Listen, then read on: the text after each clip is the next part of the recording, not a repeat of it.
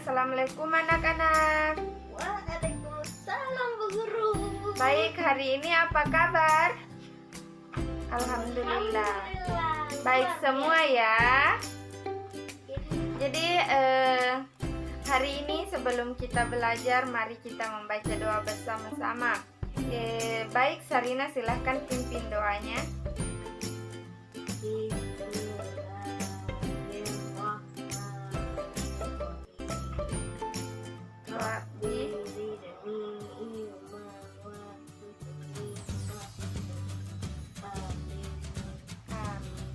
Baik, Ibu absen dulu ya.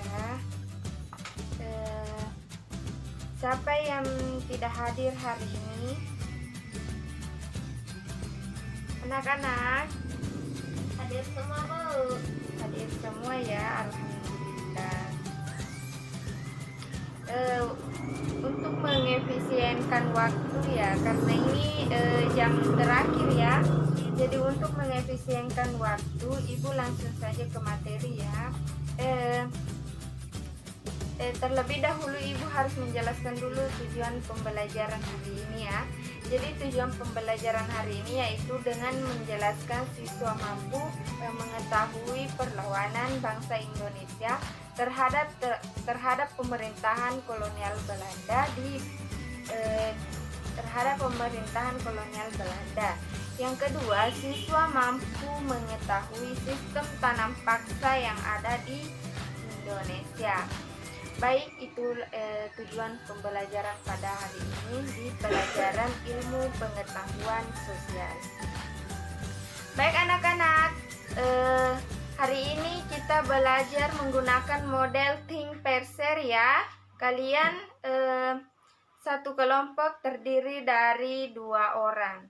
Baik, kelompok 1 situ, kelompok 2, kelompok 3, sama kelompok 4. Silakan atur tempat duduknya. Sarina, sudah? Ibu. Ya, baik ya. Jadi sebelum Ibu memutarkan video pembelajaran pada hari ini, Ibu akan terlebih dahulu menjelaskan bagaimana perlawanan terhadap penjajahan ya. Jadi perlawanan terhadap penjajahan yang dilakukan oleh pemerintah kolonial Belanda ini terjadi di berbagai wilayah Indonesia. Tujuannya untuk mencari tanah-tanah atau rempah-rempah. Jadi tanah ini ditanami oleh rempah-rempah ya, yang saat itu menjadi komodisi utama dalam perdagangan. Anak-anak sudah dimengerti? Ya Bu. Baik, untuk memperluas lagi ya, Ibu akan menambah penjelasan Ibu. Jadi setelah berhasil menemukan daerah penghasil rempah-rempah itu, kemudian keuntungannya sangat besar. Belanda ini berusaha untuk mengadakan monopoli perdagangan rempah-rempah dan menjajah bangsa kita, yaitu bangsa Indonesia Bu. Indonesia. Apa itu monopoli Bu? Monopoli itu seperti monopoli perdagangan, saling tukar menukar. Ngerti? Oh iya Bu.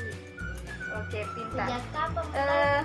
Baik, selanjutnya Ibu akan memutarkan video ya. Diperhatikan ya anak-anak, karena sebentar Ibu akan memberikan tugas untuk kalian berdiskusi. Ya?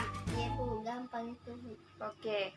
Silakan disimak baik-baik video berikut ini mengenai sistem tanam paksa di Indonesia, khususnya di Jawa, sampai meluas di luar Jawa. Baik, silakan disimak. Welcome to Tarinata Judin. Assalamualaikum warahmatullahi wabarakatuh. Halo sahabat pintar, pada video kali ini kita akan mengulas sejarah sistem tanam paksa pemerintah kolonial Belanda. Sistem tanam paksa pertama kali diperkenalkan di Jawa dan dikembangkan di daerah-daerah lain di luar Jawa. Tahukah kamu apakah tanam paksa itu? Tanam paksa. Cultuurstelsel merupakan salah satu program bangsa Belanda saat menjajah bangsa Indonesia. Cultuurstelsel yang oleh sejarawan Indonesia disebut sebagai sistem tanam paksa adalah peraturan yang dikeluarkan oleh Gubernur Jenderal Johannes van der Bosch pada tahun 1830 yang mewajibkan setiap desa menyisihkan sebagian tanahnya 20% untuk ditanami komoditi ekspor, khususnya kopi, tebu, dan tarum.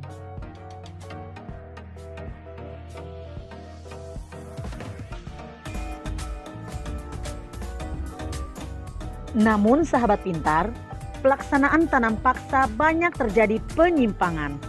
Di antaranya sebagai berikut. 1. Jatah tanah untuk tanaman ekspor melebihi 1/5 tanah garapan, apalagi jika tanahnya subur. 2. Rakyat lebih banyak mencurahkan perhatian, tenaga, dan waktunya untuk tanaman ekspor, sehingga banyak yang tidak sempat mengerjakan sawah dan ladang sendiri. 3. Rakyat yang tidak memiliki tanah harus bekerja melebihi 1/5 tahun. 4. Waktu pelaksanaan tanam paksa ternyata melebihi waktu tanam padi 3 bulan, sebab tanaman-tanaman perkebunan memerlukan perawatan terus-menerus. 5.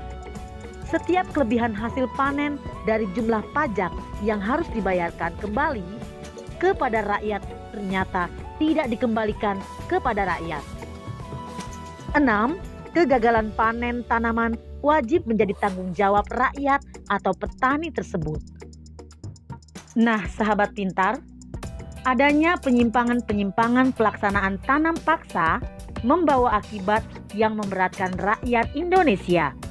Akibat penyimpangan pelaksanaan tanam paksa tersebut antara lain: banyak tanah terbengkalai sehingga panen gagal, rakyat makin menderita, wabah penyakit merajalela, bahaya kelaparan melanda Cirebon, dan memaksa rakyat mengungsi ke daerah lain untuk menyelamatkan diri. Kelaparan hebat juga terjadi di Grobogan yang mengakibatkan banyak kematian sehingga jumlah penduduk menurun tajam. Tanam paksa yang diterapkan Belanda di Indonesia ternyata mengakibatkan aksi penentangan. Berkat adanya kecaman dari berbagai pihak, akhirnya pemerintah Belanda menghapus tanam paksa secara bertahap.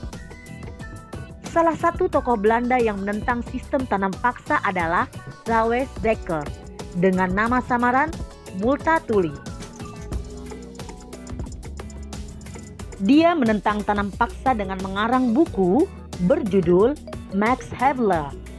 Edward Lauwers Dekker mengajukan tuntutan kepada pemerintah kolonial Belanda untuk lebih memperhatikan kehidupan bangsa Indonesia, karena kejayaan negeri Belanda itu merupakan hasil tetesan keringat rakyat Indonesia. Dia mengusulkan langkah-langkah untuk membalas budi baik bangsa Indonesia. Langkah-langkah tersebut adalah sebagai berikut. 1. Pendidikan atau edukasi. 2. Membangun saluran pengairan atau irigasi. Dan 3. Memindahkan penduduk dari daerah yang padat ke daerah yang jarang penduduknya atau transmigrasi. Baik anak-anak, sudah menyimak video yang Ibu sajikan tadi? Iya, Bu. Baik, ini ya tugas kalian. Silakan berdiskusi.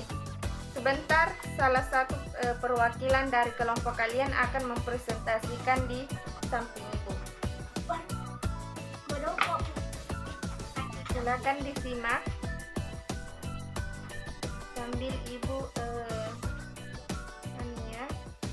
mempersiapkan tugas-tugas untuk minggu depan.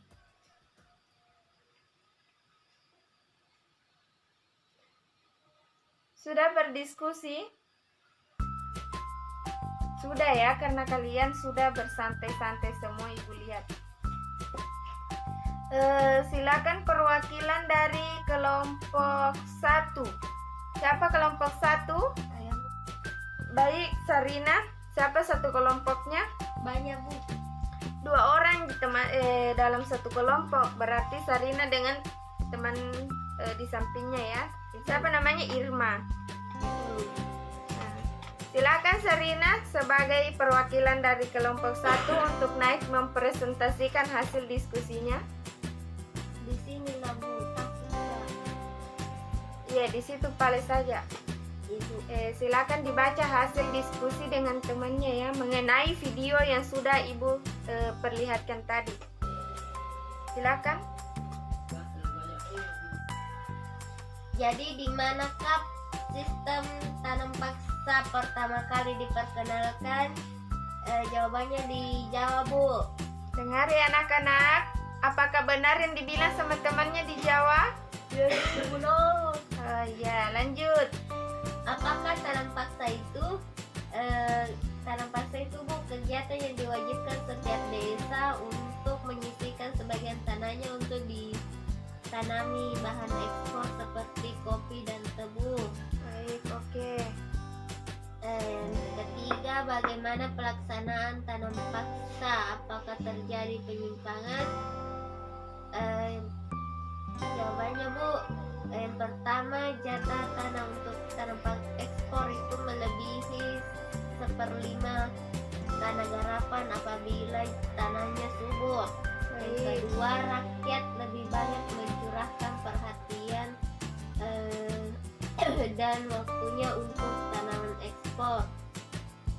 Terakhir, rakyat yang tidak memiliki tanah harus bekerja 1-5 tahun Bu. Itu Baik. jawabannya Bu.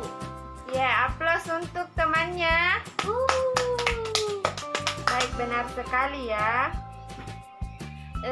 Jadi itulah jawaban dari perwakilan dari kelompok 1 ya. Untuk kelompok lainnya silakan dikumpul saja ya. Nanti minggu depan Ibu akan memberikan kalian waktu untuk membacanya karena waktu kita hanya sedikit terbatas ya. Baik, itulah pembelajaran pada hari ini yaitu mengenai sistem tanam paksa di Indonesia. Sebelum Ibu menutup pembelajaran pada hari ini, sebaiknya kalian semua terlebih dahulu membaca doa sebelum pulang ya. Baik, doanya dibaca di dalam hati. Bismillah, doa dimulai.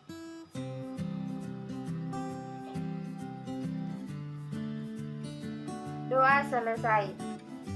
Anak-anak, kalau pulang langsung ke rumah ya, jangan singgah lagi main atau keluyuran ya.